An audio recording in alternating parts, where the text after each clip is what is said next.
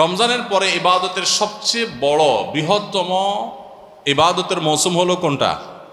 জিলহজের প্রথম 10টা দিন। এই 10টা দিনের মর্যাদা, এই 10টা দিনের ফজিলত, এই 10টা দিনের মাহাত্ম্য আমাদের দেশের বেশিরভাগ মানুষ জানেন না।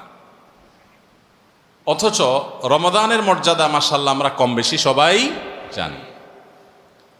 রমাদান মাসে আমাদের দেশে আলহামদুলিল্লাহ সাধারণ মানুষ যারা একেবারে দিন থেকে খুব বেশি যে দিনের খুব কাছে থাকেন তা না, দিন থেকে দূরে অনেক, তারাও রমজান মাস আসলে আলহামদুলিল্লাহ কিছু না কিছু ইবাদতের চেষ্টা করেন। তার মানে আলহামদুলিল্লাহ রমজান মাস ইবাদতের মৌসুম হওয়ার বিষয়টা স্টাবলিশড। কিন্তু রমজান মাসের পরে ইবাদতের যে দ্বিতীয় বৃহত্তম মৌসুম আছে জিলহজের প্রথম 10 দিন, এই দিনগুলো, এই 10টা দিনও যে ইবাদতের বিরাট বড় মৌসুম, অনেক ফজিলতপূর্ণ সময়, এই সম্পর্কে আমাদের সমাজে খুব বেশি